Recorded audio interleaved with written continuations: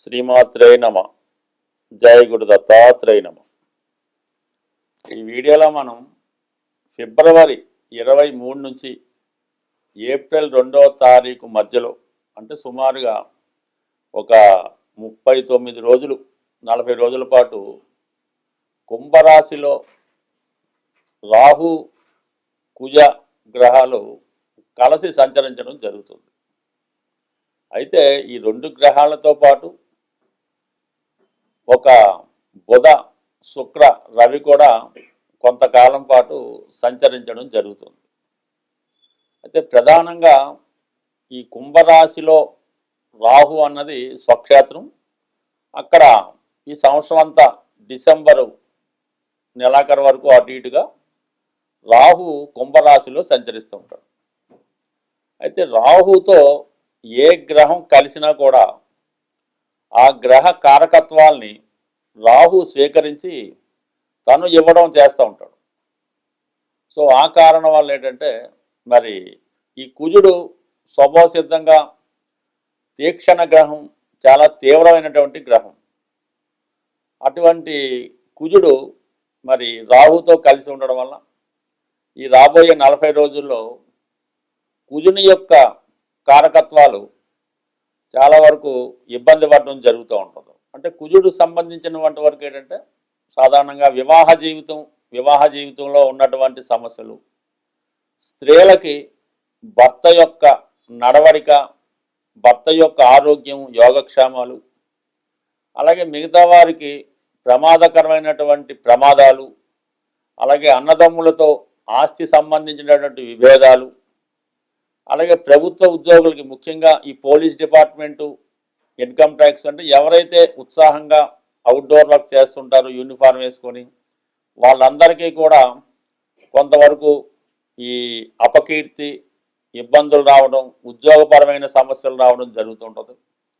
కొన్ని సందర్భాల్లో న్యాయ వ్యవస్థ మీద, లా అండ్ ఆర్డర్ మీద ఇబ్బంది కలుగుతూ ఉంటుంది. వాటి మీద తిరుగుబాటు చేయడం, ప్రభుత్వ విధానాలకి వ్యతిరేకంగా ప్రవర్తించడం, అలాగే సాధారణంగా వ్యక్తుల్లో నీతి నశిస్తూ ఉంటుంది, అవినీతి పరంగా వెళ్తూ ఉంటుంది.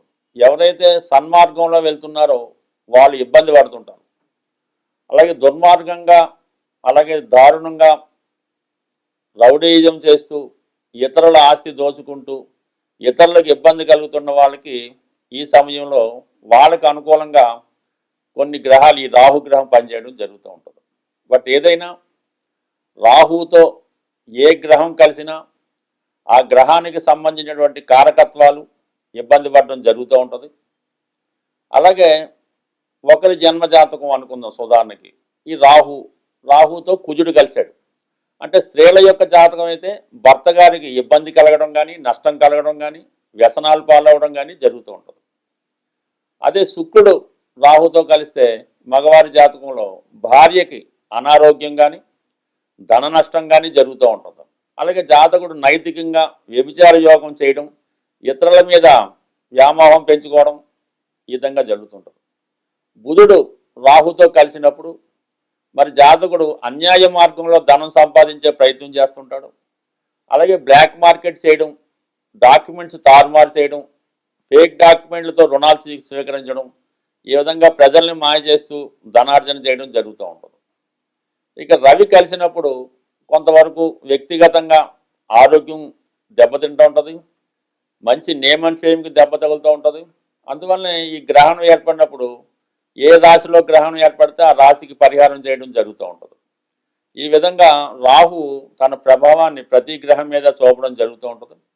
ప్రస్తుతం ప్రధానంగా ఈ కుజుడికి రాహుకి ఇప్పుడు ఏర్పడినటువంటి సంయోగం ఇంచుమించుగా మనకి ఏప్రిల్ 2వ తారీఖు వరకు ఉంటుంది. కాబట్టి అప్పటి వరకు ఏ రాశి వారు ఎటువంటి జాగ్రత్తలు తీసుకోవాలి, వారికి వచ్చినటువంటి సమస్యల్ని ఏ విధంగా సాల్వ్ చేసుకోవాలి అన్నది మనం ఈ వీడియోలో పరిశీలించే ప్రయత్నం చేద్దాం.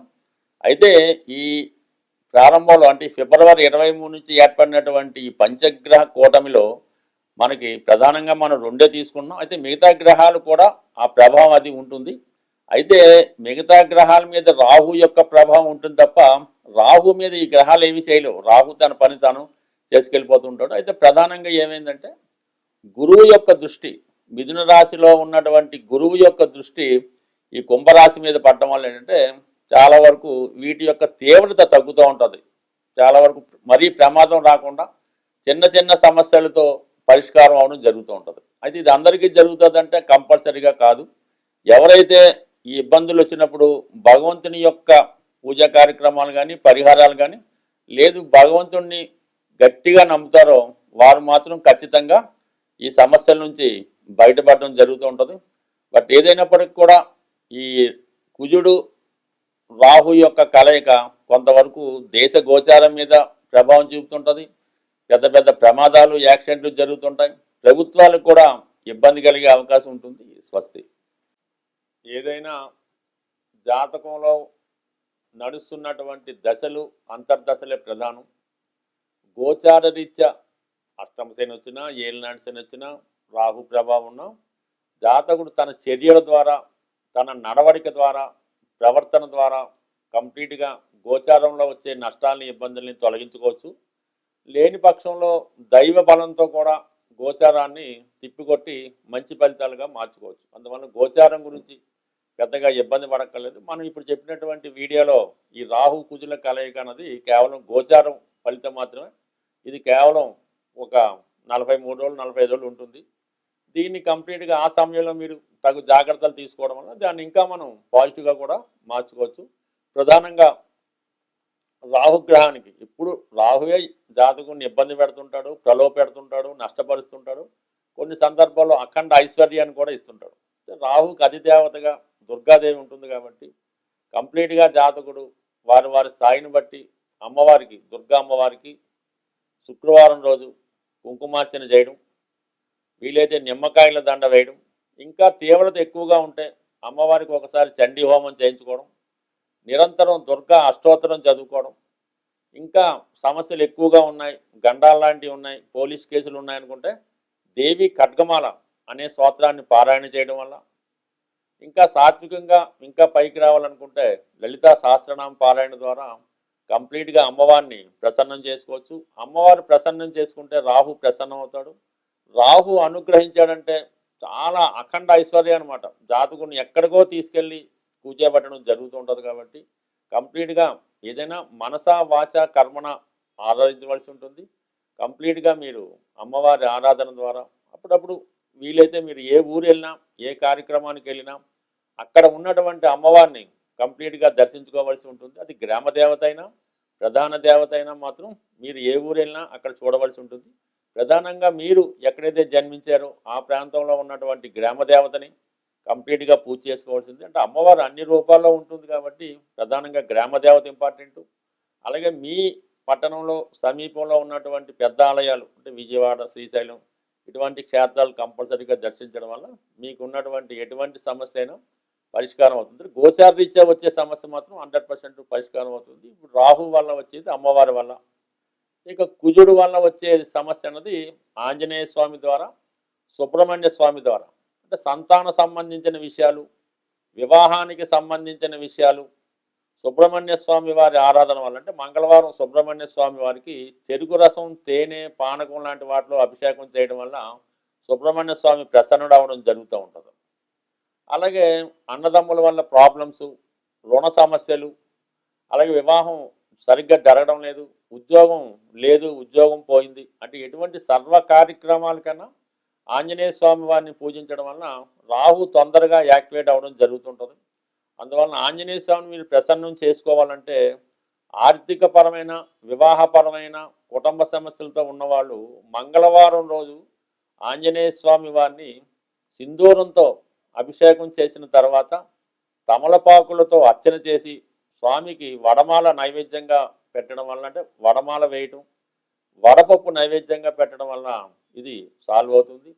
ఉద్యోగపరమైనటువంటి సమస్యలకు మాత్రం కంప్లీట్గా శనివారం రోజు స్వామికి సింధూరంతో అభిషేకం చేసి దాని తర్వాత తమలపాకులతో అర్చన చేసి దాని తర్వాత స్వామికి పులిహార నైవేద్యం పెట్టడం వల్ల కానీ గారెలు నైవేద్యంగా పెట్టడం వల్ల కంప్లీట్గా మీ యొక్క సమస్య అన్నది పరిష్కారం అవుతుంది. పరిష్కారం అవుతుంది. ఇది కొంతవరకు సాధారణ వ్యక్తులు చేసుకునే సమస్యలు. ఇంకా మనం చేసుకోగలమంటే మాత్రం మరి రామాయణంలో ఉన్నటువంటి సుందరకాండ పారాయణ చేయడం ద్వారా కుజుడి యొక్క సమస్య కంప్లీట్‌గా సాల్వ్ అవుతుంది. బట్ ఏదైనా ఇప్పుడు కుజ రాహుల గురించి మనం మాట్లాడుకున్నాం కాబట్టి అటు అమ్మవారికి, అటు ఆంజనేయ స్వామి వారికి, మరి సుబ్రహ్మణ్య స్వామి వారికి, అలాగే రాహుకి రెమెడీ చేయనప్పుడు కేతువు కూడా చేయవలసి ఉంటుంది కాబట్టి ఆంజనేయ స్వామి వారికి ఇవి నిరంతరం రోజు చేసుకునేవే. అయితే పర్టిక్యులర్‌గా కొంత ఎక్స్‌ట్రాగా చేయడం వల్ల ఏంటే ఆ గ్రహాలు ప్రత్యేకంగా అవి అందడం వల్ల ఆ గ్రహాలు పరిహారమై మనకి మంచి ఎనర్జీని ఇవ్వడం జరుగుతూ ఉంటుంది.